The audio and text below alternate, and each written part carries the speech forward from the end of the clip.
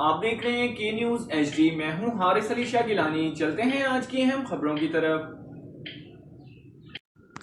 رخ کریں گے ساہیوال کا، جہاں سے رپورٹ کر رہے ہیں ہمارے نمائندے علی رضا۔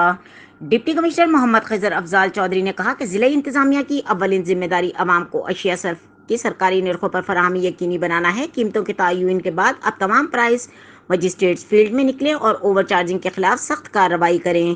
ضلع کی تمام دکانوں، مارٹ اور ریڑھیوں پر ریٹ لسٹ آویزاں کرنے کو ہر صورت یقین بنایا جائے، جس کے لیے کوئی عذر تسلیم نہیں کیا جا سکتا۔ وہ یہاں اپنے دفتر میں پرائس مجسٹریٹ کے اجلاس کی صدارت کر رہے تھے، جس میں اے ڈی سی جنرل نعمان افضل، اسسٹنٹ کمشنر سہولت حیات وٹو، محسن نثار، محمد سعید اور ذیشان مسیح کے علاوہ دیگر پرائس مجسٹریٹ نے شرکت کی۔ انہوں نے تمام مجسٹریٹ کو سختی سے ہدایت کی کہ چیکنگ کے دوران خصوصی کارڈ لگائے جائیں تاکہ دکانداروں کو پہچان میں آسانی ہو۔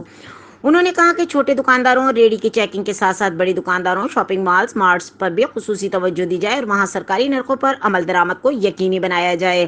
اجلاس میں ڈسٹرکٹ آفیسر انڈسٹریز عاطف رضا میر نے بتایا کہ 26 مئی سے 10 جون تک 15 روز کے دوران ضلع بھر میں تعینات 31 پرائس مجسٹریٹ نے 4202 انسپیکٹرز کی، جس میں دوران 382 خلاف ورزیوں میں 13,77,500 روپے جرمانہ کیا گیا اور 2 دکانداروں کے خلاف سنگین خلاف ورزی پر مقدمات درج کر کے انہیں گرفتار کیا گیا۔ انہوں نے مزید بتایا کہ اس عرصے کے دوران سب سے زیادہ 657 انسپیکٹر اسسٹنٹ کمشنر چیچا وطنی نثار شیخ نے کی اور 3,72,000 روپے جرمانہ عائد کیا۔